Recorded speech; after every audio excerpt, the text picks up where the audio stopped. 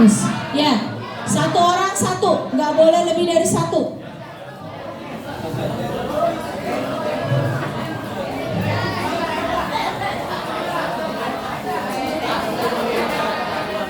Sampahnya nanti tolong kakak OSIS.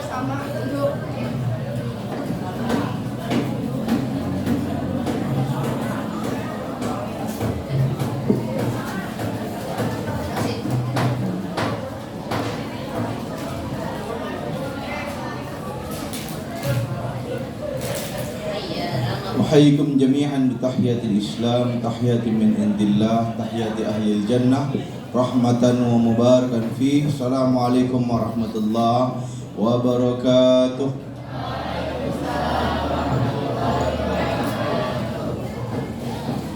Bersama-sama pergi ke laut, berdua-dua melihat pelangi. Salam pertama kurang disambut, salam kedua saya ulangi. Assalamualaikum warahmatullahi wabarakatuh.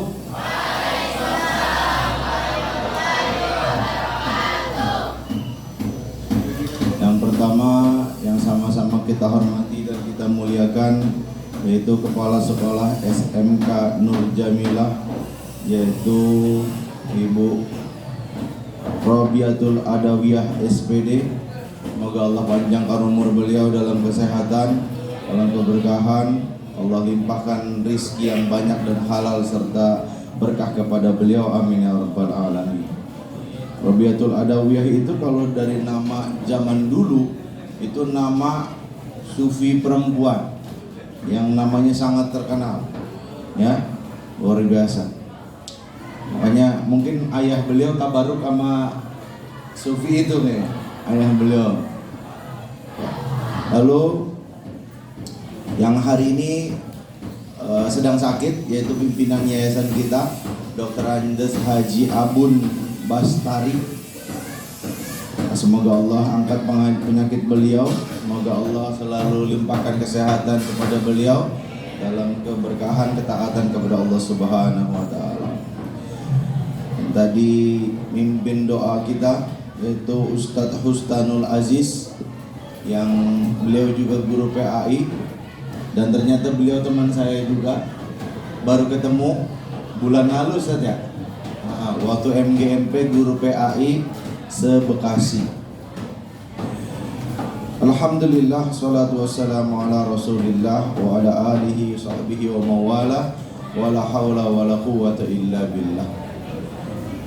Saya kira ini acara pertama, ternyata acara terakhir, puncaknya. Tadi saya dengar ada namanya pawai keliling Gebiar Muharram. Mudah-mudahan tahun depan pawai kelilingnya nggak muterin keranji lagi, tapi muterin Ka'bah, amin. Ya, mudah-mudahan bapak-bapak ibu guru semuanya bisa pergi haji. Kalau perlu pergi hajinya tiap tahun. Ya, amin ya rabbal alamin. Dan yang lebih luar biasanya lagi, saya dengar tadi katanya santunan itu dari guru. Hah? Beneran itu? Enggak dari sponsor mana-mana, enggak? Hah? Saya mau tanya, OSIS-nya mana? Kenapa sampai guru patungan, ya Allah? Ini mayoritas guru honorer apa PNS ini? Ya Allah, sedihnya. Kalian gak tahu penderitaan guru honorer itu kayak gimana. Aduh, ya Allah. Kalau stand up comedy, ngelihat orang ngelawak baru ketawa. Kalau guru honorer nggak perlu ngelihat orang ngelawak ketawa, ngelihat slip gaji langsung ketawa. Apa ini? Langsung kebayang biaya kontrakan 750, belum beli beras, beli minyak. Ini apa ini? Guru honorer itu hidupnya penuh dengan lucu, ya, lawak gitu. Makanya saya ajaib kok bisa guru honorer masih bisa menyumbangkan hartanya untuk membantu anak-anak yang membutuhkan. Itu buat saya sesuatu banget gitu. Kalau kata sehari ini sesuatu banget, luar biasa. Itu sebaik-baik sedekah. Ya, orang kaya sedekah biasa. Tapi kalau orang yang dalam keadaan terbatas dan dia sendiri membutuhkan sedekah, itu yang luar biasa. Kita tepuk tangan dulu buat guru-guru kita. Kita doakan mudah-mudahan Bapak Ibu guru kita, khususnya yang masih honorer, cepat diangkat jadi PNS. Iya, kalau udah PNS udah mendingan dikit dah, udah legaan. Ya, mudah-mudahan yang belum diangkat jadi PNS, ya paling enggak Allah kasih rizki dari jalan yang lain yang berkah, sehingga bisa menafkahi anak istrinya dan bisa terus bantu kita semua, amin ya rabbal alamin. Tapi kalau bisa jangan setiap ada acara begitu mulu, kasihan gurunya. Ya, OSIS-nya harus bisa cari yang namanya sponsor. Ya, harus bisa cari sponsor. Kalau kalian bisa pakai sponsor, bukan sekedar acara yang selesai, tapi bisa ada namanya surplus dana. Kalau dana bisa surplus, anak OSIS bisa bikin jaket, bisa jalan-jalan kemana-mana. Tapi itu semua butuh ilmu. Nah, ilmu itu bisa kalian pelajari. Ini di sini kalau nggak salah OSIS-nya masuk itu ya, IKOSI ya. Opos Jabar juga. Nah, saran saya belajar banyak dari situ, cara manajemen keuangan, cara gimana mendesain acara supaya bisa dapat dana yang banyak, nyari sponsor gimana caranya, bikin proposal.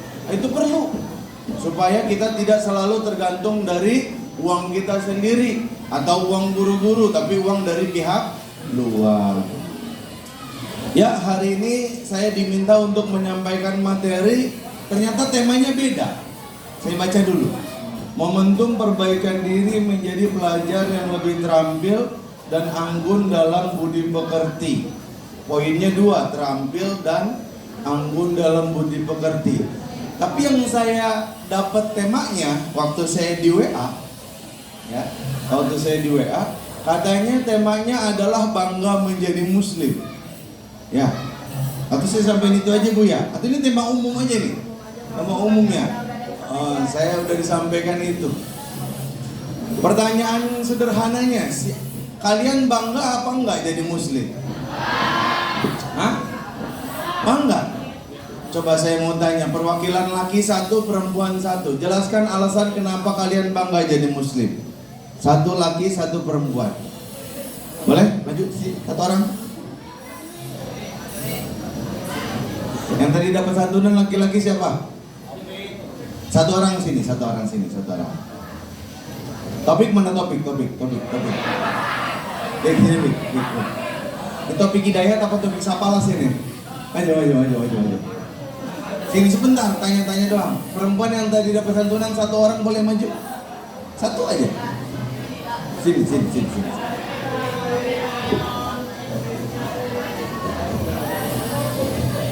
Perempuan 1 orang? Boleh Pak, pilih Pak, 1 Pak. Saya mau tanya, kalau dibilang bangga jadi orang Islam, kenapa bangga? Apa yang bikin kamu bangga? Sini. Namanya topik apa? Lupa Pak. Hah? Lo nama sendiri lupa apaan sih? Topik Ibrahim. Topik Ibrahim. Apa yang bikin kamu bangga jadi orang Islam? Ya dapat belajar kayak baca Al-Quran terus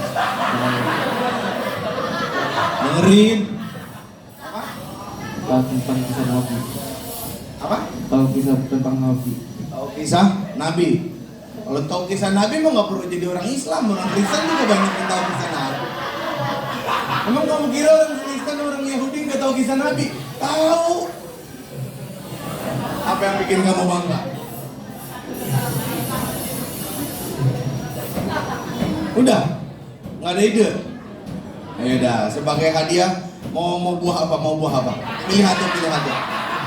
Mau buah apa? Pilih satu. Mau yang AUA atau salah apa? Pilih satu ambil. Mayan. Udah ambil habis sekalian. Yang perempuan 1 orang? 1. Sini maju. Tadi udah ditunjukkan sama bapak gurunya. Sini yang udah ditunjuk. Ayo maju. Saya hitung sampai 3, nggak maju saya hitung lagi. Cepetan maju. Ya sini. Ya maju. Kamu maju. Neng.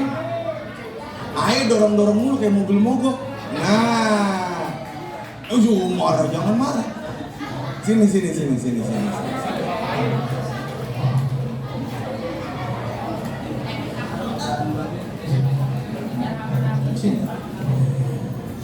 Jenengmu sopo? Nanda. Belajar bahasa Jepang nggak? Hah? Belajar? Apa artinya Nanda? Nanda itu apaan sih? Nanda? Apaan sih? Nanda dari kelas? 11? Iya 11 apa 11 AP. Kamu bangga nggak jadi orang Islam? Kenapa kamu bangga jadi orang Islam? Karena Islam agama yang diridhoi Allah dan mayoritas di dunia ini kebanyakan agama Islam. Mayoritas di dunia ini kebanyakan agama Islam. Oke. Terima kasih. Silakan pilih mau buah apa? Mau ambil buah nggak? Nggak mau. Oh malu. Kalau alasan yang pertama, bangga jadi orang Islam karena apa? Karena tahu sejarah Nabi. Saya katakan kalau cuma tahu sejarah Nabi, silakan tanya orang Kristen, orang Yahudi, mereka juga tahu sejarah Nabi loh. Iya. Yang dimaksud Nabi siapa? Nabi Muhammad tuh baru. Ya. Dan tadi juga jawabannya betul. Apa? Karena agama yang diridhoi Allah. Tapi alasan yang kedua keliru. Dibilang apa? Mayoritas orang di dunia ini beragama Islam. Belum pernah baca Google kayaknya ya. Ya. Orang Islam di dunia ini jumlahnya tidak lebih dari 2 miliar orang. Yang beragama Islam kira-kira 1,4 miliar. Sementara total penduduk dunia antara 5 sampai 6 miliar. Berarti mayoritas Islam atau bukan Islam? Bukan Islam. Ya, mayoritas masih belum beragama Islam. Tapi kalau misalnya totalin, dipecah-pecah nih, misalnya Hindu sendiri, Buddha sendiri, Katolik sendiri, Protestan sendiri, jawaban dia benar. Karena jumlah Islam lebih banyak daripada Protestan sendiri, lebih banyak daripada Katolik sendiri. Kristen itu menjadi lebih banyak dari Islam karena Katolik sama Protestan sama yang lain-lain dicampur. Nah, itu jadi banyak. Tapi yang pasti di Indonesia Islam itu adalah agama mayor. Alhamdulillah. Kita terlahir dari orang yang beragama Islam. Ada nggak bapak itu atau ibunya yang bukan Muslim? Tunjuk tangan. Yang baru masuk Islam mungkin di antara kalian baru mualaf, tunjuk tangan. Ada? Nggak ada? Oh, berarti itu nikmat yang besar ya. Tapi masalahnya justru karena orang dari lahir udah beragama Islam, Islamnya itu jadi udah kelewat hafal. Iya, jadi karena udah kelewat hafal, jadi penghayatannya jadi kadang-kadang kalah dibandingkan dengan orang yang baru masuk Islam. Kalah dibandingkan dengan orang yang baru masuk Islam. Saya punya murid. Murid saya namanya Alexander. Kira-kira kalau dari namanya Muslim non Muslim? Waktu itu dia belum Muslim. Saya lagi sholat di Masjid An-Nahdoh Kalideres. Saya gedenya di Terminal Kalideres dulu. Lalu setelah saya sholat asar, saya dicegat sama dia. Bayangin, saya dicegat sama orang kulitnya hitam, badannya gede, mukanya serem. Kira-kira yang ada di pikiran kita kalau kita dicegat sama orang kayak gitu mau diapain? Mau dibegal ya? Tapi gak mungkin juga masa di masjid dibegal, pengen dikeroyok masa aja. Saya juga mikir, nih orang mau ngapain gitu. Akhirnya dia nanya, Pak, boleh minta waktunya sebentar nggak? Oh iya, ada apa? Saya bilang, saya masuk Islam, tapi saya pengen tanya tentang agama Islam. Oh, dia pengen nanya, antusias dan nanyanya. Saking antusiasnya, dari asar sampai sholat isya baru kelar itu nanya. Saking antusiasnya, harusnya saya jam 4 udah nyampe rumah, ini sampai habis isya baru kelar selesai diskusi. Selesai isya bingung kenapa? Dia udah masuk Islam, tapi bingung mau tidur di mana. Karena orang tuanya tidak pernah mengizinkan dia masuk Islam. Orang tuanya aktivis gereja, bapaknya bahkan punya 9 perusahaan di Papua. Berarti ini orang kayanya tajir melintir ini, bukan kaleng-kaleng. Walaupun mukanya serem tapi orang kaya. Ya. Lalu akhirnya dibilang gini, yaudah Pak, udah Pak Jun pulang aja, ntar saya cari tidur di mana kayak yang penting aman lah gitu.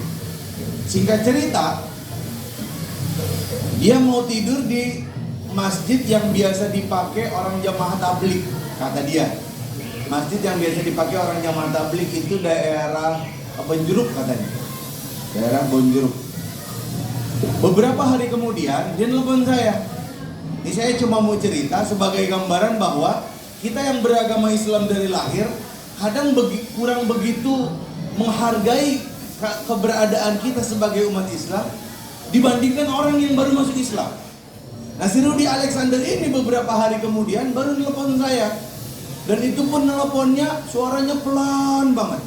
Saya kira ngapain gitu. Habis itu dia bilang gini, Pak John, nanti besok sholat zuhur di An-Nahdoh. Kita ketemu di sono. Saya kira kok suaranya pelan, habis itu langsung dimatiin sama dia. Saya jadi penasaran, ini orang kenapa? Kalian tahu yang terjadi? Pas setelah sholat zuhur di Masjid An-Nahdoh Kalideres, dia cerita bahwa pulang dari yang diskusi hari itu, malamnya itu dia pulang. Pas nyampe di jalan, ketemu sama bodyguard bapaknya. Jadi bapaknya itu nyawa bodyguard buat nyari di mana dia adanya. Pas bodyguard itu ketemu sama si Alexander, langsung ditanya, kamu dari mana? Saya habis masuk Islam. Jujur banget orang ini, ya Allah. Masuk Islam, langsung dipukulin, dibawa pulang. Pas dia bawa pulang, disuruh ya sama ke gereja lagi dan seterusnya. Sampai akhirnya apa? Sampai akhirnya suatu ketika dia punya ide. Nah, pas orang rumah pada tidur, dia tutup dia pakai selimut yang tebal. Lalu dia telepon saya dengan suara yang kecil, lalu dia samperin. Singkat cerita, saya minta bantuan teman saya untuk ke tempat untuk mualaf itu, mualaf center gitu.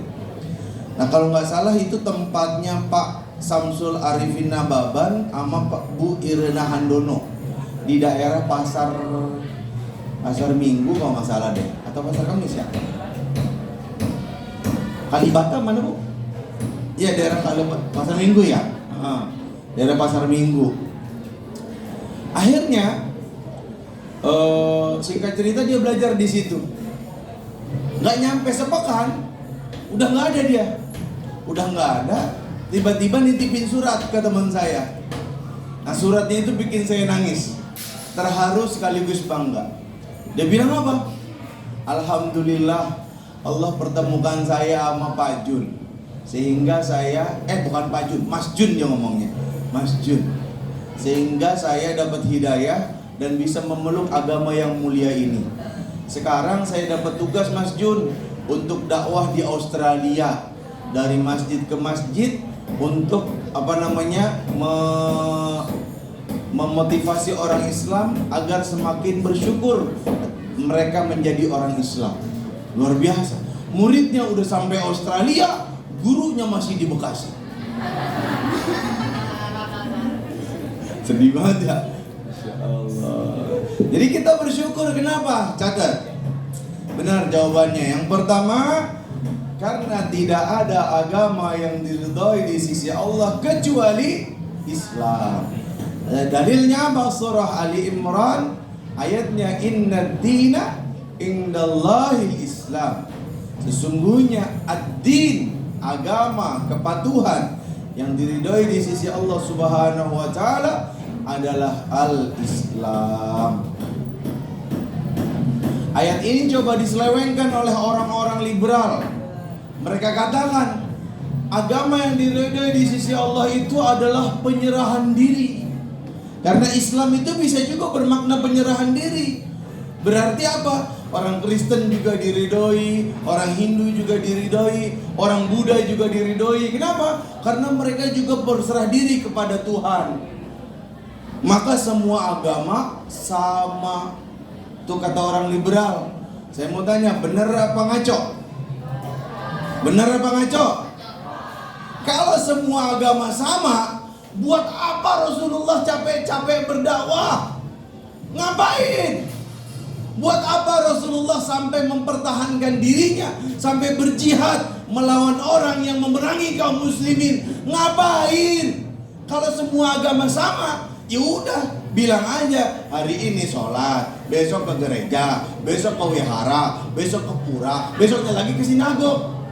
Ntar di KTP tulis aja gado-gado. Enteng banget ngomong semua agama sama. Kalau semua agama sama, nggak perlu ada guru agama. Ya, cukup semua murid suruh baca. Hari ini baca Al-Quran, besok baca Bible, besoknya lagi baca Weda. Udah. Ngerti kagak? Kagak. Boro-boro semua kitab agama dipahami, ya Quran aja jarang-jarang dibaca. Ya, saya mau tanya, siapa di antara kalian yang satu hari baca Al-Qurannya 1 juz? Tuh, boro-boro. Ya, kitab sendiri aja jarang dibaca. Nah, jadi yang benar adalah inna dina indallahil Islam, bahwa satu-satunya agama yang diridhoi di sisi Allah adalah Islam. Islam di sini adalah nama agama. Itu adalah pemahaman para ulama dari zaman sahabat, dari zaman tabi'in, dari zaman tabi'ut tabi'in, dan semua ahli tafsir mengatakan hal yang sama. Kalaupun ada yang mengatakan bahwa berserah diri, maksudnya adalah berserah diri kepada Allah Subhanahu wa ta'ala, Tuhan satu-satunya yang berhak disembah, tidak ada yang lain. Ya artinya sama ya, Islam juga. Mana ada agama di dunia ini yang menyerahkan dirinya hanya kepada Allah, tidak kepada yang lain? Tidak ada. Ya, itu alasan pertama. Yang kedua, alasan kita adalah karena Islam adalah agama yang paling tinggi derajatnya. Kata Rasulullah SAW, apa kata Rasulullah? Al-Islamu ya'lu wa la yu'la alaih. Islam itu tinggi dan tidak ada yang melebihi tingginya agama Islam. Jadi kita bangga jadi orang Islam karena Rasul yang ngasih garansi, ngasih jaminan bahwa kita yang agama yang paling tinggi dan tidak ada yang lebih tinggi dari Islam. Agama yang paling mulia dan tidak ada yang lebih mulia dari Islam. Maka kita patut untuk menjadi orang yang bangga menjadi Muslim. Mau contoh? Mau contoh? Urusan minum aja nih, urusan minum. Kalau dalam agama lain, minum ibadah apa bukan? Kayaknya sih bukan. Seumur-umur saya belum pernah mendengar agama lain kalau mau minum baca dulu atas nama Yesus atau apa. Belum pernah saya dengar itu. Jadi minum ya minum doang. Kalau dalam agama Islam nih, saya kasih tahu nih, mau minum nih, minum sambil duduk, pahala. Minumnya pakai tangan kanan. Nih, minumnya pakai tangan kanan, pahala. Baca bismillah dulu, bismillahirrahmanirrahim, pahala. Ya, habis minum baca alhamdulillah, alhamdulillahirabbil alamin. Kalau masih aus minum lagi, bismillahirrahmanirrahim, alhamdulillah, pahala. Ini mah kasih contoh doang ini, bukan aus bukan. Ya, yang diminum yang halal-halal, pahala. Dilihat dulu ada cebongnya apa kagak, pahala. Ya, kali aja ada cebong, ribet ntar kalau ada cebong mah bikin rusuh. Ya, kali aja cebong masuk sini, enggak?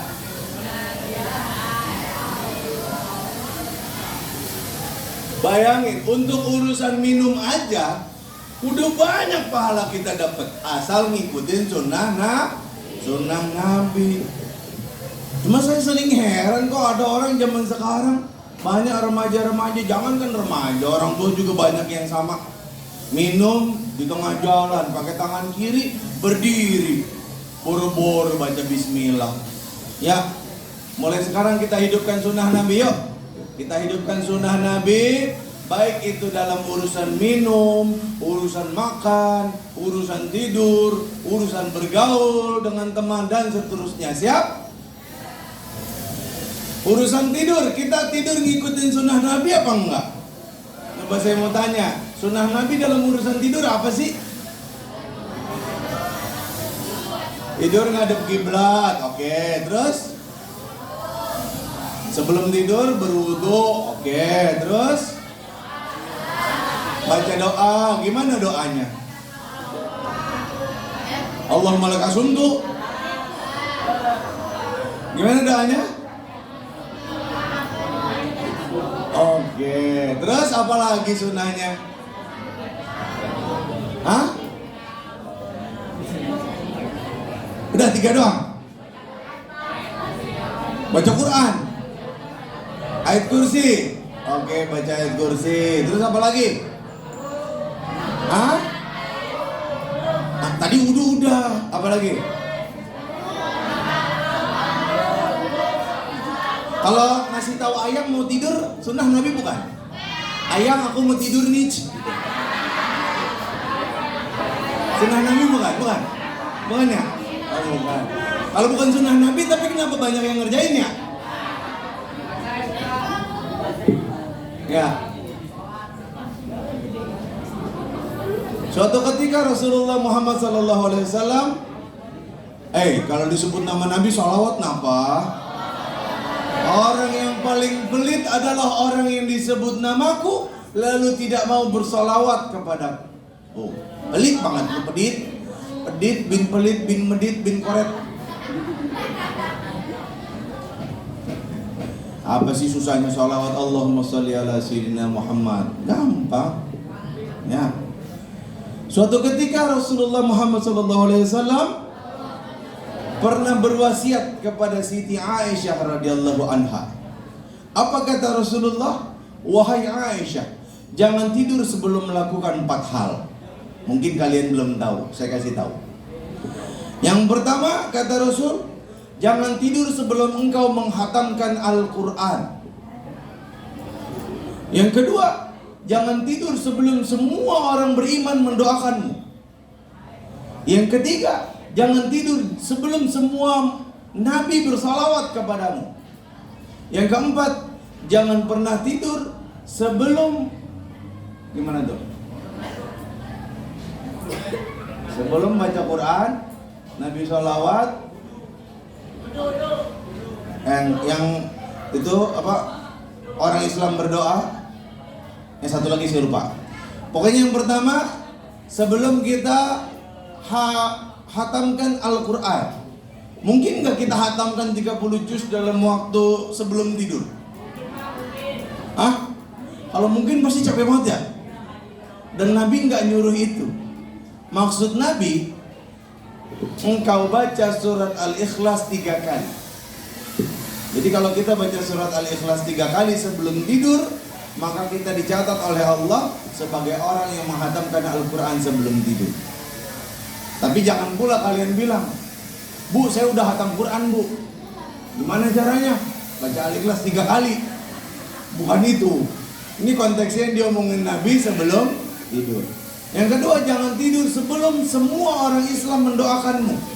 Maksudnya sebelum tidur kita doa, Allahumma firlil muslimina wal muslimat wal mu'minina wal mu'minat al ahya'i minhum wal amwat innaka sami'un qaribun mujibud da'wat ya qadiyal hajat. Yang ketiga, jangan tidur sebelum para nabi bersalawat kepadamu. Maksudnya jangan tidur sebelum baca salawat Ibrahimiyah. Tahu salawat Ibrahimiyah? Allahumma salli ala sayyidina Muhammad wa ala ali sayyidina Muhammad kama sallaita ala sayyidina Ibrahim wa ala ali sayyidina Ibrahim wa barik ala sayyidina Muhammad wa ala ali sayyidina Muhammad kama barakta ala sayyidina Ibrahim wa ala ali sayyidina Ibrahim fil alamin innaka Hamidum Majid. Itu yang ketiga. Yang keempat baru ingat, jangan tidur sebelum pergi haji. Gimana caranya sebelum pergi haji? Kata Nabi Muhammad, maksudnya jangan tidur sebelum membaca Subhanallah walhamdulillah wala ilaha illallah wallahu akbar. Pokoknya adem ya. Lagi. Subhanallah walhamdulillah wala ilaha illallah wallahu akbar. Lagi. Subhanallah walhamdulillah wala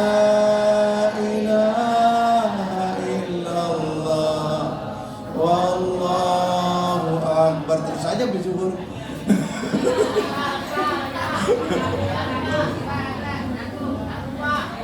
Lalu dalam urusan apa lagi?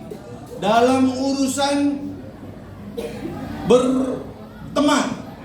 Berteman. Dalam Islam berteman aja dapat pahala.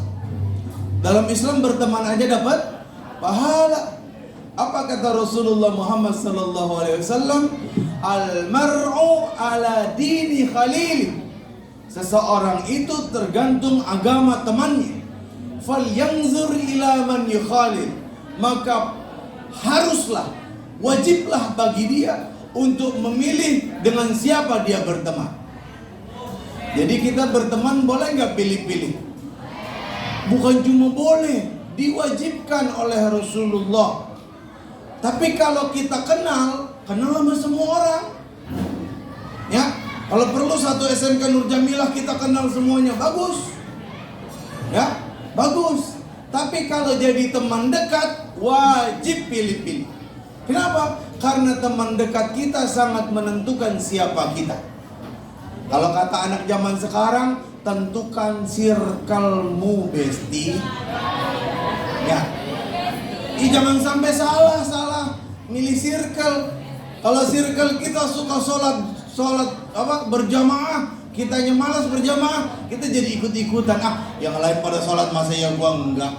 Kita lagi kumpul di bareng yang lain, tiba-tiba azan, lu semuanya pada bangun langsung ke masjid. Masa ya kita enggak? Pasti ikut jadi baik. Kalau semuanya pada doyan gibahin orang, walaupun kita nggak suka gibahin orang, tiba-tiba dengar yang menyenangkan hati kita ikut gibah juga. Ya, kalau satu circle doyan nonton bokep, walaupun kita nggak pernah nonton bokep tuh, ikut deh bisa.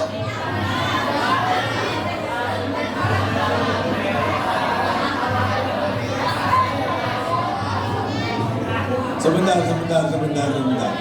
Tadi kan saya nyebut beberapa ya.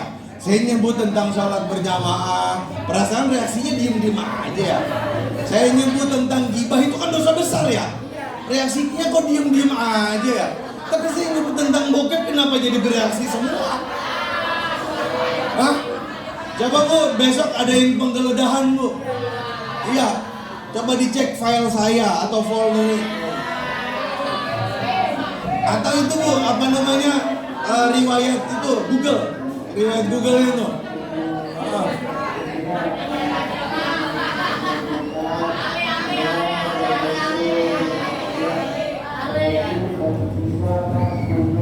Itu apa?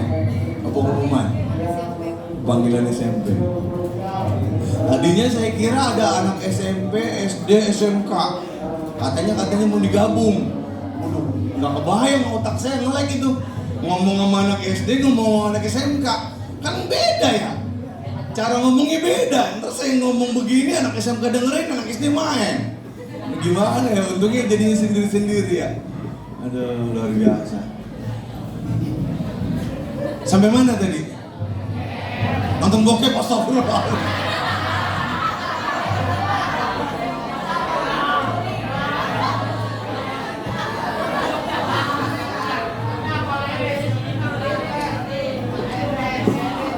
Oke. Jadi intinya teman itu bisa mempengaruhi kita, wajib pilih-pilih teman. Apalagi rambu-rambu dalam berteman, kata Allah, wa ta'awanu 'alal birri wat taqwa wa la ta'awanu 'alal ismi wal udwan. Jadi kalau teman kita butuh bantuan, kita lihat dulu bantuannya ini dalam kebaikan dan takwa atau dalam dosa dan pelanggaran. Jangan main bantu aja. Ya, jangan main bantu aja. Gue kelaparan banget nih, ya Allah. Belum makan gue dari pagi, mah gue belum masak, kagak punya duit gue. Teman kita butuh bantuan, bantu. Itu namanya dalam kebaikan dan takwa. Jangan pelit-pelit, bantu. Kita punya uang jajan misalnya 5.000, kita 3.000, teman kita 2.000. Minimal bisa keganjal perutnya sampai siang. Bantu. Itu dalam kebaikan dan takwa. Duh, bulan ini saya nggak bisa bayar SPP nih. Adik saya sakit, uang bapak saya habis buat biaya berobat adik saya. Kasih tahu orang tua kita, Pak, teman saya nggak mampu bayar SPP, tolong bantuin Pak. Mudah-mudahan bapak berkah rezekinya. Tuh, kalian nggak mampu, orang tua bisa bantu. Tapi kalau urusan bantuin dalam yang dosa dan munkarat, wajib nolak. Jangan pakai nggak enak. Misalnya ada orang namanya Udin, di belakang namanya misalnya siapa? Bambang. Si Bambang mau nyontek sama si Udin, ditepok punggungnya. Din, 30 Din, 30. Wajib Udin belaga bego. Diamin aja, kagak usah disayutan. Biarin, dibilang orang sombong, biarin. Urusan ujian masing-masing. Man ghasyana falaysa minna. Orang yang menipu kami bukan bagian dari kami. Harusnya Marawisnya di sini nih. Saingan ini, aduh ya. Atau misalnya, aduh, teman kita bilang, gua udah lama di jomblo nih. Kagak ada cewek yang mau deket sama gua. Bantuin apa? Pengen dapet cewek nih gua nih. Masa kalah sama bonge gitu? Bonge jelek, ceweknya cakep ya. Iya, gua gak mau kalah sama bonge. Tapi lu bantuin gua dong nyariin pacar. Kalau kita dimintain teman-teman bantuan kayak begitu, bantuin apa kagak? Haram dibantuin. Ya, haram dibantuin. Itu artinya kita membantu dia untuk dapat teman buat maksiat. Ya, teman buat maksiat. Saya punya cerita menarik. Ada nih kisah nyata. Murid saya di salah satu tempat saya ngajar nanya. Saya kan kalau di sekolah mayoritas ngajarnya bahasa Jepang. Ngajar agama baru tahun ini doang. Tahun kemarin bahasa Jepang full. Saya ditanya, Sensei, menurut Sensei hukum pacaran itu apa? Saya bingung kan, kok guru bahasa Jepang ditanyain hukum pacaran? Saya tanya, emang kagak pernah ditanya ke guru agama? Atau mereka jawab, udah ditanya ke guru agama. Terus jawabnya apa? Haram katanya. Ya kalau guru agama udah bilang haram, terus ngapain nanya ke saya? Ya kali aja Sensei bilang halal. Lah, begitu Bu, model remaja zaman sekarang. Guru diadu tuh, guru sama guru. Ntar kalau misalnya yang satu bilang halal, guru yang itu aja bilang halal. Ya gitu ya. Pinter bocah zaman sekarang tuh kelakuannya tuh. Akhirnya saya bilang gini, oh gitu, kalian maunya saya bilang pacaran halal? Iya kata dia. Oh yaudah, saya bilang pacaran halal. Habis itu mereka bengong. Beneran sih halal? Lah katanya mau minta gua halal, gua bilang halal, lu bengong. Yaudah pacaran halal. Yang bener sih, bener. Sumpah saya sumpah. Sumpah demi Allah pacaran halal. Tanggung jawab dunia akhirat ya, tanggung jawab dunia akhirat. Pacaran halal, saya bilang. Tapi pacaran yang kalian maksud itu apa? Jangan-jangan beda sama yang saya maksud. Saya tanya, pacaran yang kalian maksud itu ngapain? Ya laki perempuan jalan-jalan, pegangan tangan, ngobrol di kafe, nonton bioskop, filmnya film horor. Ya, bangkunya di A1 sama A2. Jadi kalau cipokan gak ketahuan. Yang kalau bonceng cewek joknya dikeatasin, nyari jalan yang banyak tanggulnya. Itu pacaran tuh yang mereka maksud. Saya bilang, kalau itu namanya bukan pacaran. Enggak, itu bukan pacaran.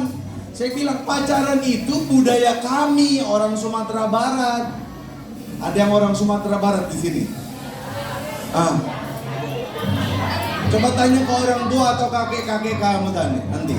Pacaran itu budaya orang Minang, orang Sumatera Barat atau orang Melayu. Orang Melayu pada umumnya, Pekanbaru juga Minang. Tanya, pacaran itu budaya orang Melayu. Pacaran itu ngapain? Nih, saya kasih tahu. Pacaran itu misalnya laki-laki udah siap nikah, lalu dia nyari perempuan untuk dinikahi. Pertama, bisa lewat orang tuanya, bisa lewat guru ngajinya, bisa ketemu di jalan papasan, bukan dalam arti jalan bareng, bukan. Yang ketiga bisa jadi dia ngelihat perempuan itu lagi nyiram kembang atau lagi ngapain di rumahnya. Lalu suatu ketika kalau dia udah mantep, nah kira-kira sih dia mantep kayaknya, datang ke rumahnya tuh perempuan. Orang Melayu rumahnya itu rumah panggung. Kalian tahu nggak rumah panggung orang Melayu? Di kampung saya, nenek saya itu rumahnya rumah panggung. Hebatnya rumah panggung, udah goyang kayak gimana, kagak roboh. Coba kalau di Jakarta, digoyang dikit, roboh. Kalau di Padang, digoyang makin mantap. Ini rumahnya goyang doang, nggak hancur nggak? Karena dari kayu, ya. Mau yang goyang Inul Daratista, mau yang goyang siapa, Ut Permatasari, nggak apa-apa itu rumah. Aman itu rumah. Nanti laki-laki duduk di tangga rumah panggung itu. Ngapain? Dia baca pantun, baca syair, baca gurindam. Yang isinya memuji bahwa di rumah itu ada mawar yang sedang merekah. Wih, orang Melayu mah kalau udah pantun mantep. Orang Melayu kalau udah pantun mantep.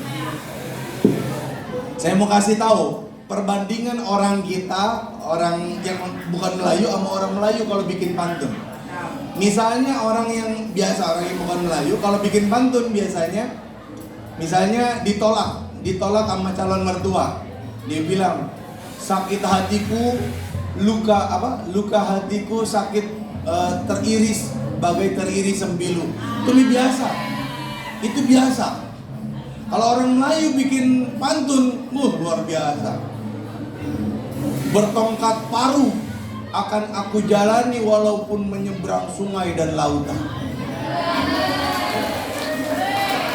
Kalau orang dibilang bertongkat paruh itu artinya apa?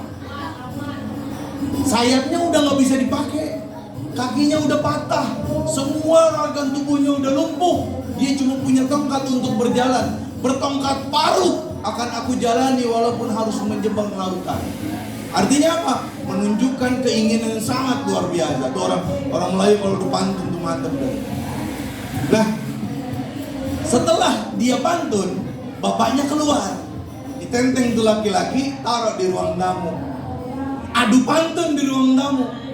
Bapaknya ngasih pantun, nanya, lu dari mana? Anaknya siapa? Mau ngapain ke sini? Lu bawa apa? Lu punya apa? Gitu. Intinya begitu. Pantun nanya. Nah, si laki-laki jawab pakai pantun juga. Si perempuan dengerin dari kamarnya, bareng sama emaknya, sambil mesem-mesem baik. Sambil sekali-sekali ngintip kira-kira ganteng gak nih jawabannya gitu. Tapi belum sama-sama kenal belum sama-sama kenal.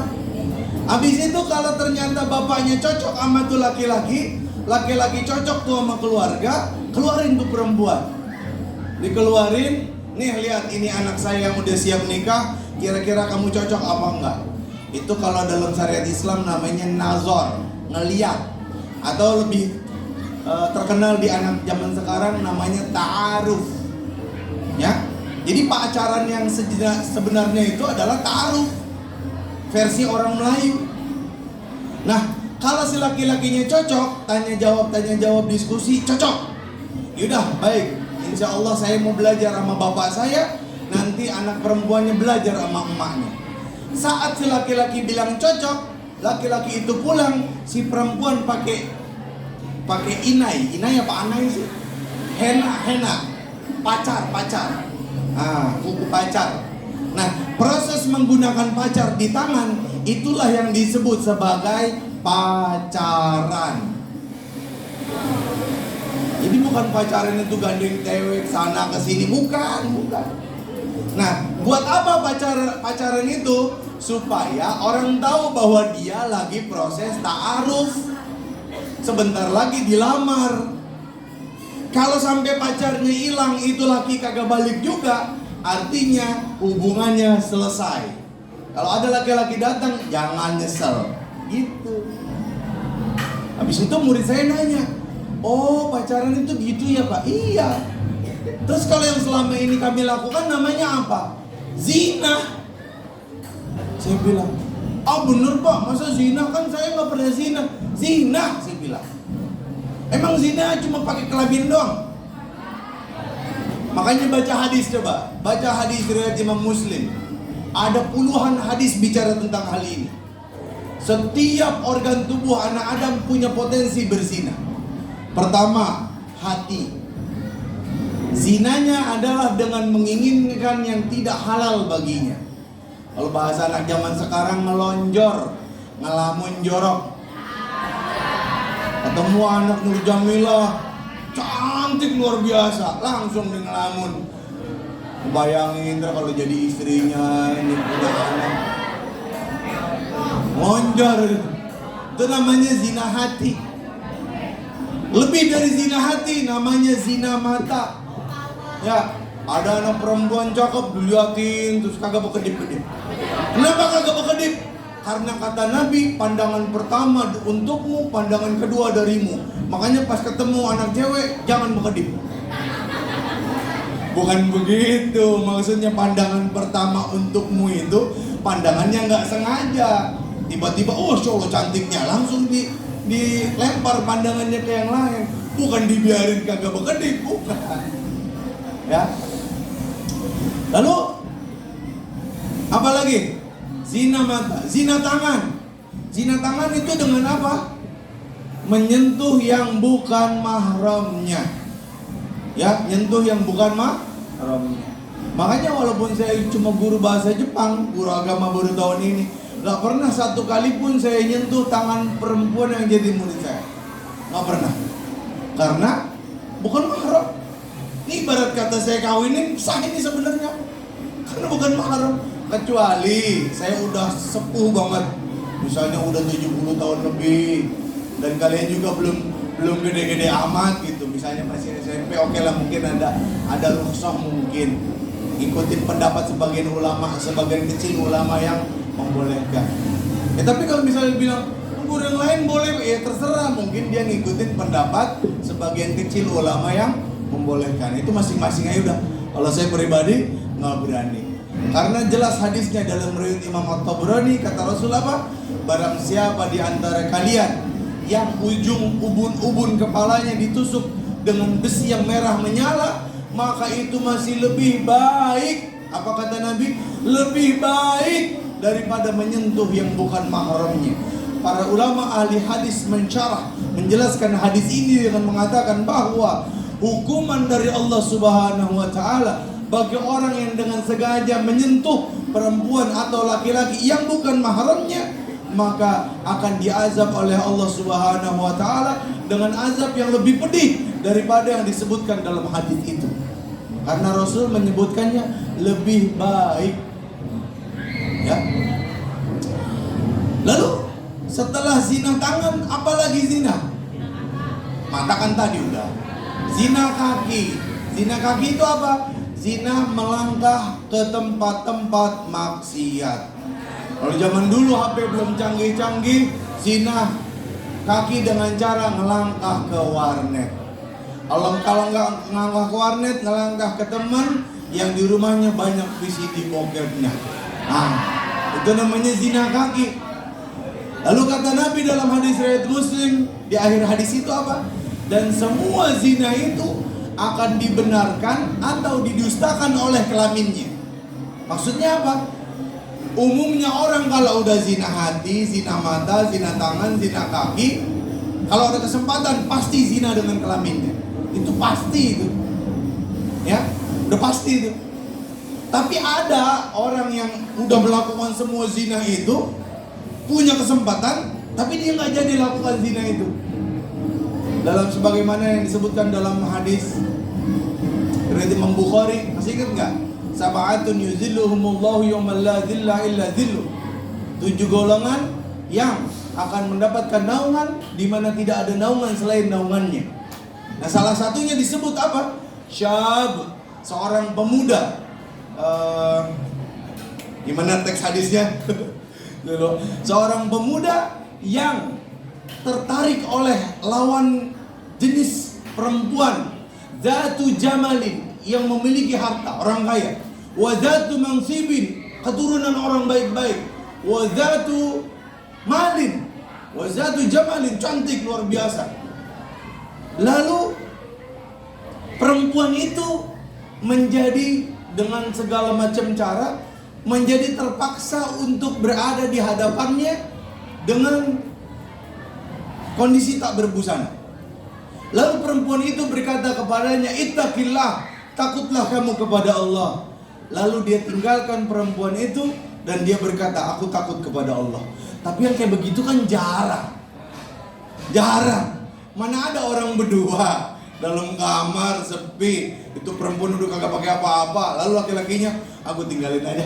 Kayaknya nggak ada. Dalam kenyataan hampir mustahil itu terjadi. Ya, hampir mustahil. Ya, kecuali imannya kayak Nabi Yusuf. Wah, kalau imam Nabi Yusuf mah nggak usah diomongin dah. Tahu Nabi Yusuf? Kondisinya budak, dipaksa sama majikannya. Majikannya udah dalam posisi ready, ya. Dia ada berdua, nggak ada siapapun. Semua raja dan bala tentara lagi pergi.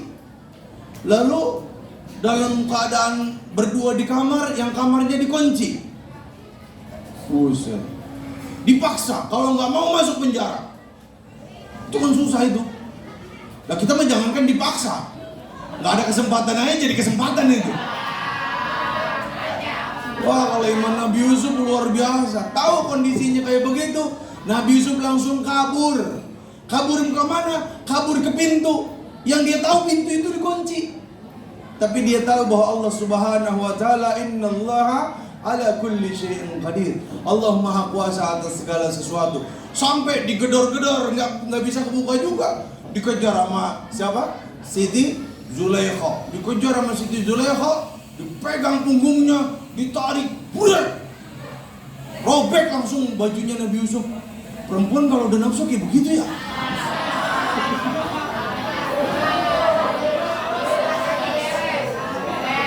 Kenapa saya bisa tahu? Karena saya punya istri.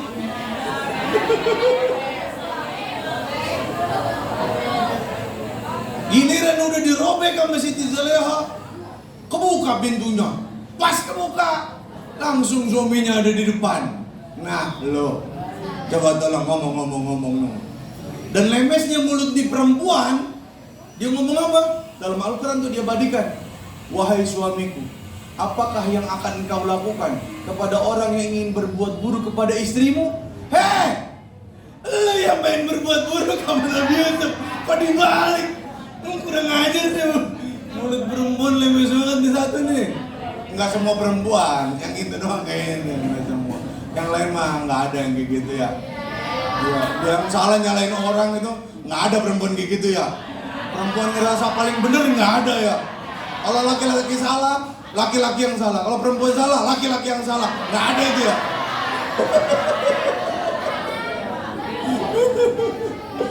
Makanya kata Babe Haikal, ya, makanya kata Babe Haikal, kalau perempuan itu selalu benar, bos itu selalu benar. Udah bos perempuan, kelar hidup lo. Canda bu. Sampai mana tadi? Zina. Jadi kesimpulannya udahlah, kita ikutin pergaulan ala Nabi Muhammad. Gak usah pakai zina-zinahan. Kalau belum siap nikah, nggak usah mikirin cewek dulu. Siap? Siap. Woi, kalau belum siap nikah, jangan mikirin cewek dulu. Siap? Siap. 5%. Kalau belum siap nikah, jangan mikirin cewek dulu. Siap?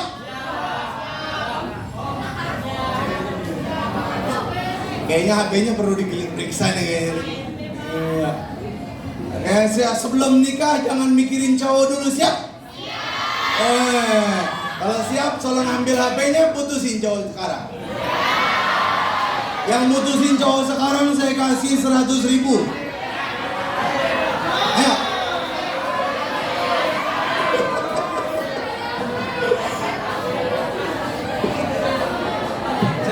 Saya sering bilang di banyak kesempatan, saya suka heran sama perempuan itu ya. Suka heran sama perempuan. Yang namanya pacaran itu pasti yang dirugikan perempuan. Tapi kenapa perempuan yang paling susah untuk dinasehatin tentang pacaran? Heran saya juga. Yang namanya pacaran Yang dirugikan masih perempuan.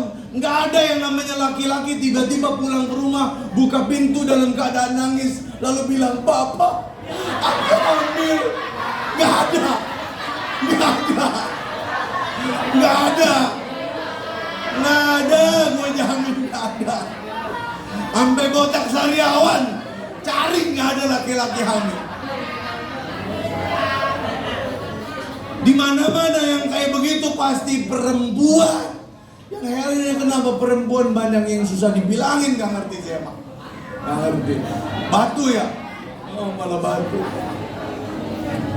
Kan cowok saya soleh, nggak mungkin kayak yang Ustadz bilang. Soleh lagi. Cowok soleh nggak mungkin pacaran, Neng. Cowok soleh pasti sibuk ngapalin Quran, sibuk prestasinya dibenerin. Itu cowok soleh. Cowok soleh ketemu cewek pasti nunduk. Nggak ada cowok soleh sama cewek boncang-bonceng, kagak ada. Ya, lagian kalau emang cowok kalian soleh, coba bandingin sama temen saya. Ini kisah nyata. Kisah nyata. Ini orang soleh luar biasa. Bukan sekedar soleh, aktivis dakwah. Bahkan dia di kampusnya ketua lembaga dakwah kampus. Kurang soleh apa coba? Suka ceramah ke masjid-masjid. Tapi celakanya, dia pernah sekali kepeleset. Sekali kepelesetnya gimana? Pernah dia dalam kondisi berduaan sama perempuan yang bukan mahramnya, lalu diikutin hawa nafsunya. Lalu misalnya lagi naik angkot nih, berduaan, orang kan banyak tuh, tiba-tiba turun, sampai suatu ketika dia berduaan. Ini kan artinya lagi diuji nih sama Allah. Kira-kira lu bersikapnya kayak gimana nih kalau emang soleh gitu kan? Kalau emang soleh harusnya ya udah diem aja, nggak usah kelemar sama cewek, tebar pesona segala macam. Dia emang enggak, dia perturutkan syahwatnya itu. Sampai akhirnya yang tadinya nggak sengaja berduaan, malah dibikin sengaja berduaan. Walaupun dia tidak katakan itu pacaran. Dalam waktu yang singkat, bukan sekedar berduaan, dia sampai berani untuk, ya kayak anak zaman sekarang sebut pacaran. Ngobrol di kafe dan seterusnya. Sampai suatu ketika, dicerita ke saya. Apa kata dia? Saya tobat, kata dia. Tobat kenapa emang lu ngapain? Saya udah ngelakuin semua dosa kecuali zina dengan kelamin. Bayang, berarti semuanya udah dikerjain. Ya pakai ini, semuanya udah dikerjain. Padahal dia aktivis dakwah, suka ceramah kemana-mana, ketua LDK. Kurang soleh apa? Cowok lu mah lewat semua. Lewat semua solehnya bener. Jadi kalau orang sesoleh itu aja bisa kelewat, kalau salah sikap saat diuji, apalagi cowok kalian. Ya, udahlah putusin aja lah, nggak ada gunanya.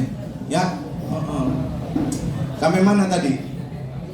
Kita bangga karena Islam agama yang diridhoi Allah. Saya ulang dikit. Yang kedua, bangga karena Islam adalah agama yang paling tinggi. Yang ketiga poinnya, kita bangga karena kita sebagai umat. Kalau tadi kan agamanya. Kalau sekarang kita sebagai umat orangnya. Kita sebagai umat Islam menjadi umat yang paling tinggi. Ya.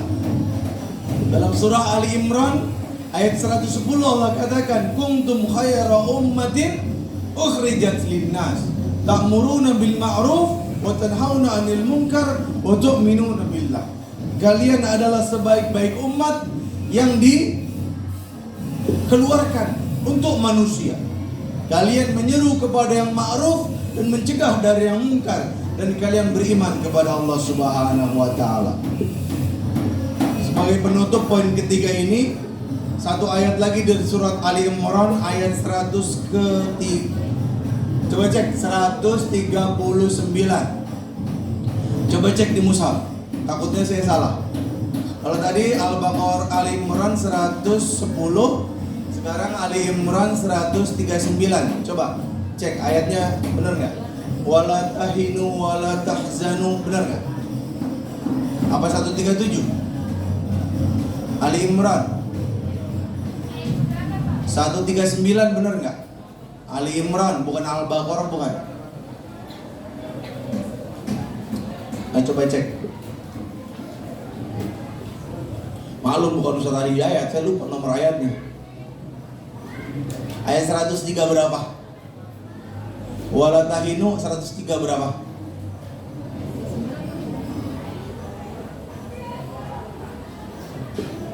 Ntar di akhir saya ada door prize ya, buat 3 yang jawab. 139, terima kasih Ibu, jazakallah.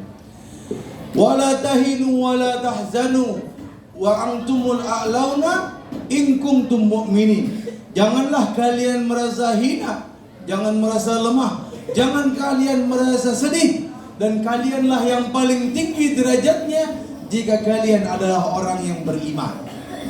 Menariknya adalah, kenapa ayat ini menarik?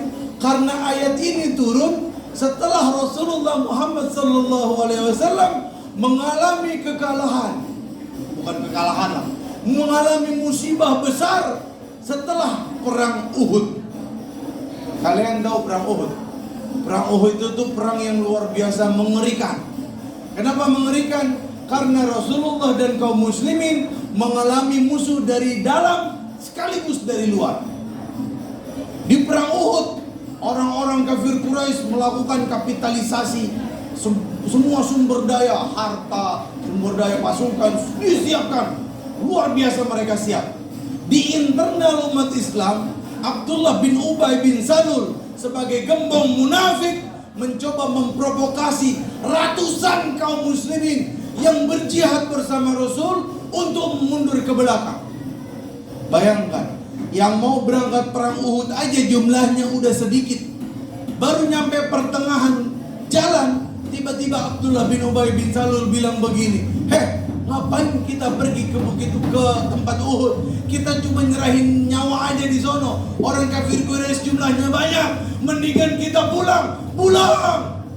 Lalu pulanglah ratusan orang, meninggalkan Rasulullah bersama para sahabat yang lain. Bagaimana kondisi hati saat itu?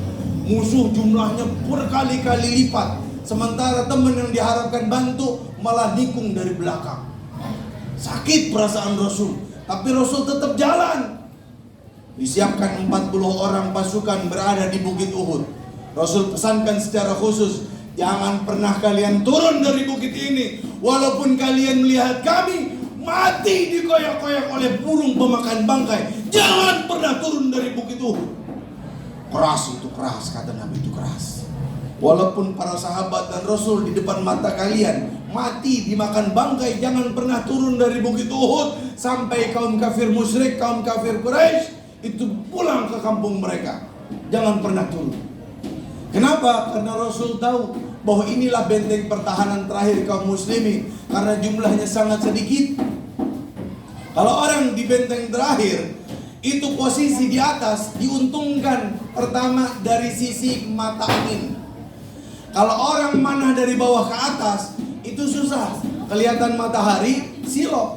Sementara orang yang ada di atas bukit gampang ngelihat ke bawah, mudah. Yang kedua, orang yang ada di bawah nggak bisa mengendalikan sesuatu dibandingkan dengan orang yang ada di atas. Luar biasa siasat Nabi Muhammad.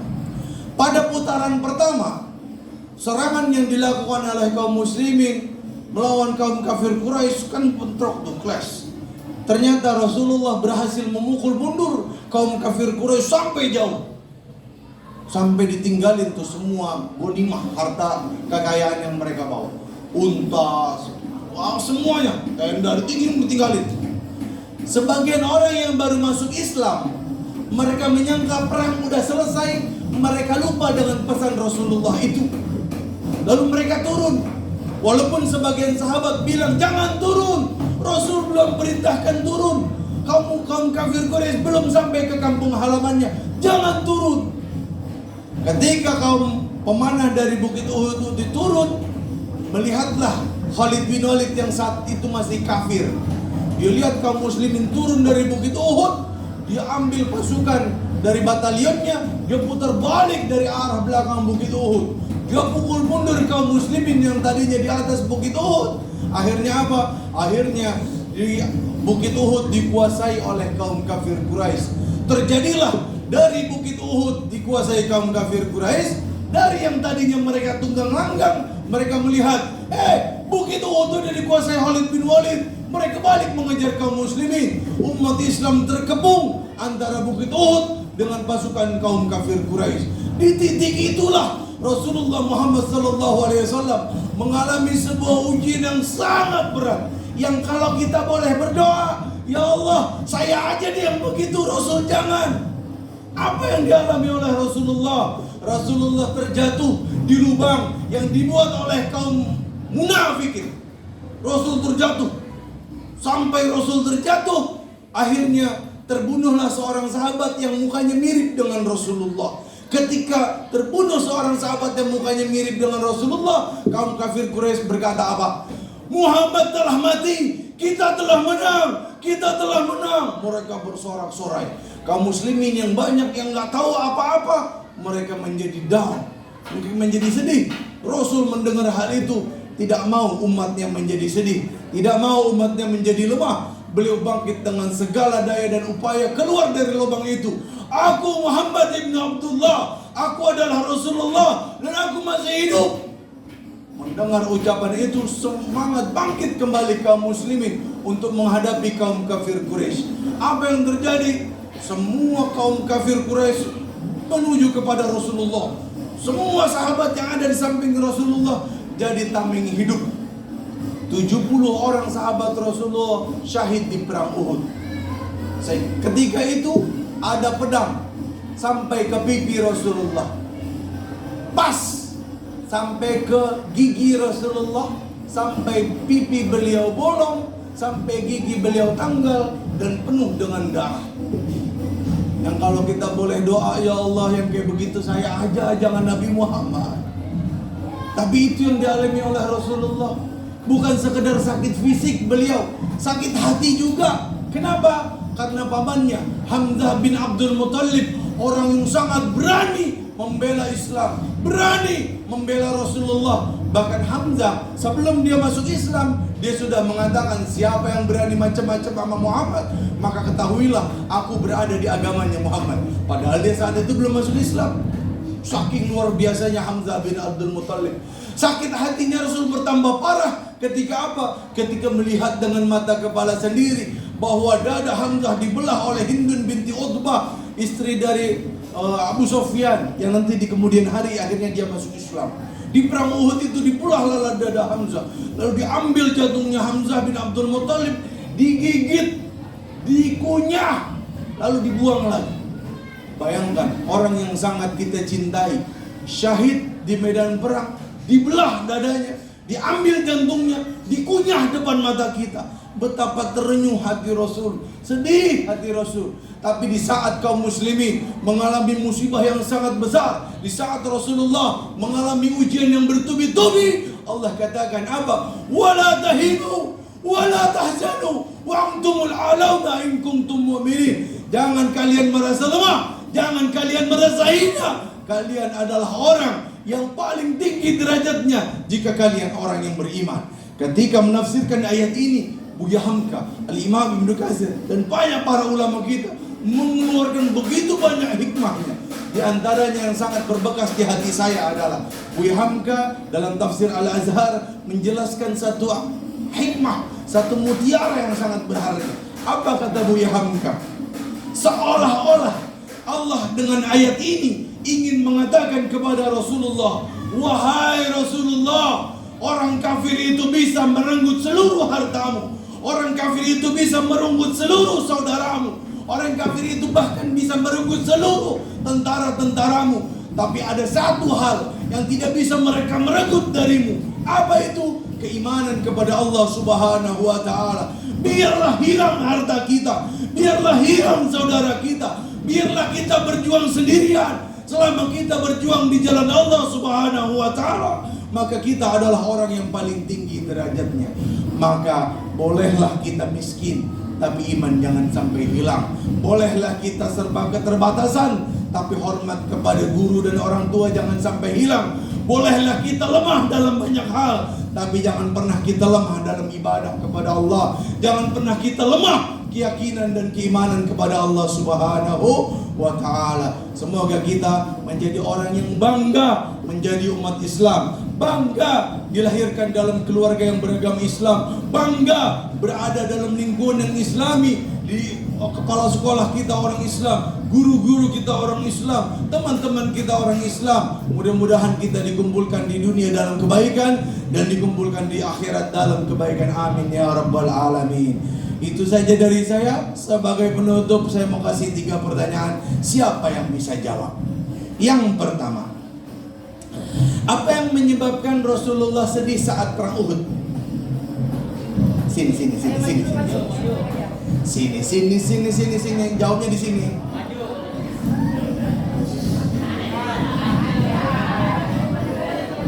Apa yang menyebabkan Rasul sedih saat perang Uhud? Namanya siapa? Hamzah dadanya. Namanya siapa? Kamu siapa? Oh, nama saya Oke Pak. Dari kelas 12 TKP. kenapa? Hamzah dadanya dibelah Pak. Hamzah itu siapa? Itu yang bela Rasulullah katanya. Nggak tahu. Ya itu siapanya Rasulullah? Teman. Salah. Silakan duduk. Paman, oh iya benar. Sini. Iya paman benar. Terus yang kedua, satu lagi. Dua. Banyak Pak. Jangan tadi. Apa yang menyebabkan Rasul sedih? Itu kan baru tadi Hamzah. Yang satu lagi apa? Nggak tahu Pak. Hah? Serius, nyerah? Ya udah. Siapa? Siapa bisa jawab? Tadi banyak rasanya tunjuk tangan. Apa yang menyebabkan Rasul sedih saat perang Uhud? Setelah perang Uhud? Ada yang bisa jawab? Tadi perasaan banyak yang tunjuk tangan. Ini apa-apa deh, tang, sini tang. Woi, sini. Kalau ada yang mau jawab lagi di sini. Udah kamu aja yang dapat hadiah sini. Panitia. Asis. Foto Asis. Foto. Asis mana Asis? Kagak ada dokumentasi nih. Sini. Iya foto. Mau hadiah nggak? Suka belajar nggak? Saya kasih buku ya. Iya, biar pinter. Tuh, mindset revolution to become a champion. Ya. Kamera. Lah. Hah? Oh tambahannya, masya Allah. Ya. Lagi. Pertanyaan kedua. Bacakan ayatnya yang mengatakan bahwa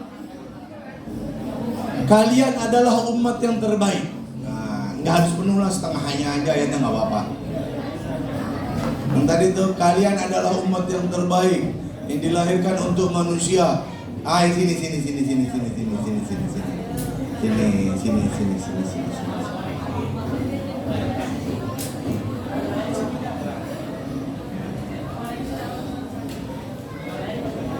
Ini yang tadi ya? Oh, tadi lupa namanya siapa? Nanda Korea. Nanda, silakan jawab. Baca ayatnya. Bukan kan tadi saya bilang, bacakan ayatnya. Setengah juga boleh. Nggak hafal, ya udah duduk. Ada yang hafal? Yang tadi saya baca, kuntum khaira ummatin. Nggak hafal? Hah? Atau kalau nggak hafal, ayat yang terakhir deh. Wala tahinu tadi, ayo. 1. Ayatnya bacain. Ayo 1, 2, Tunjuk tangan sendiri, jangan ditunjuk orang. Ayo, 1, 2. Ya, yang perempuan. Laki tadi udah? Kok setengah? Ayatnya pendek kok. Sini. Ayo, hafal. Ya, sini.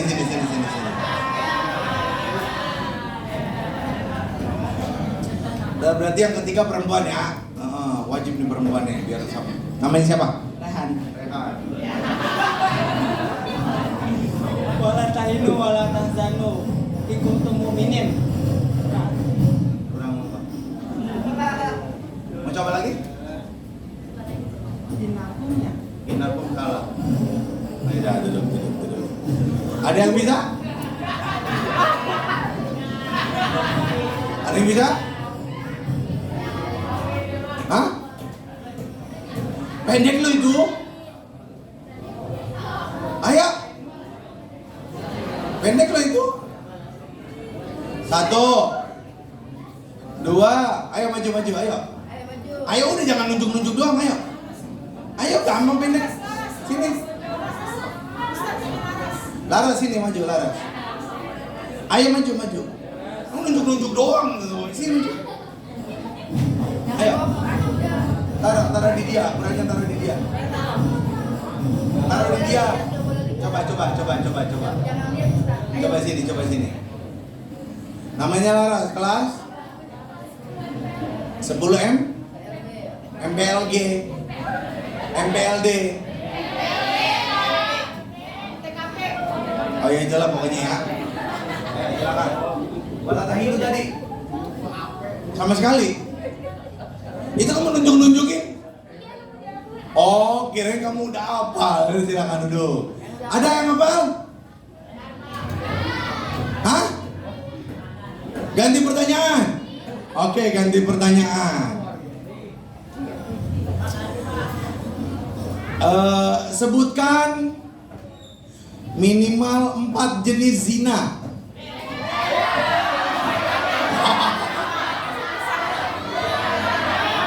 Semuanya tunjuk tangan. Ustaz. Pilih satu, Ustaz. Coba. Sebutkan 4 jenis zina. Yang perempuan, Ustaz. Gantian, Ustaz. Perempuan. Ustaz yang milih, bukan saya. Ayo, 4 jenis zina.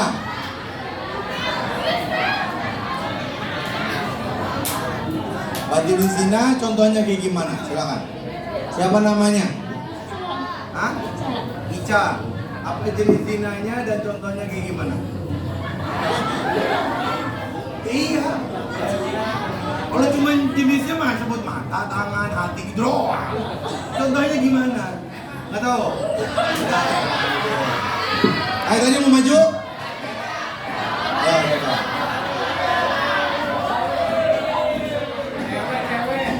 Ini laki muda. Yang pertama, Jenisnya dan contohnya. Yang pertama Siap-siap zina kalau mata. salah gantian. Lihat yang bukan mahramnya. Apa? Itu zina apa? Zina mata. Melihat yang bukan mahramnya. Zina hati membayangkan membayangkan Bayangkan yang bukan mahramnya. yang tidak halal baginya. Tidak Terus halal. yang ketiga Zina tangan apa?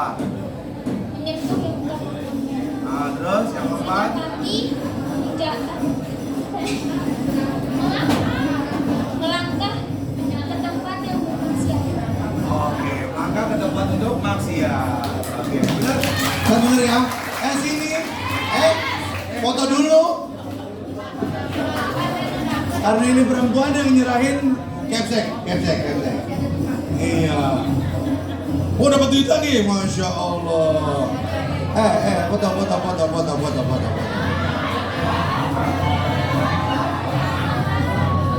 Nah, adil ya, laki 1, perempuan 1, udah. Nah, itu aja dari saya. Terima kasih. Mudah-mudahan ada manfaatnya. Assalamualaikum warahmatullahi wabarakatuh.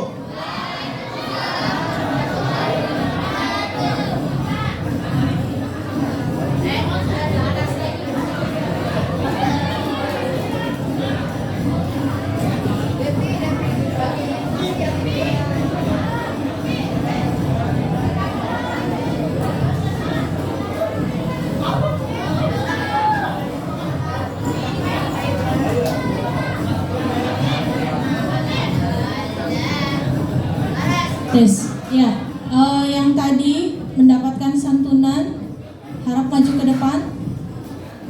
Ada sedikit bikisan lagi yang tertunda. Yang tadi mendapat santunan 10 orang. Raihan, Taufik, Susanti, Habibah, Indira, Mutiara, siapa lagi? Ilme. Maju ke depan sini, cepet-cepet. Yang tadi dapat santunan ya.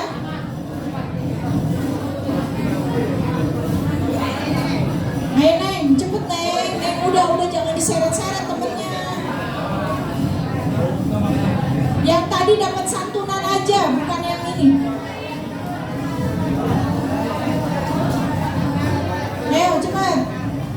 Udah di sini. Mutiara, Indira, Ilme, Taufik, Raihan, siapa lagi? Habibah, Fahma, Sagita,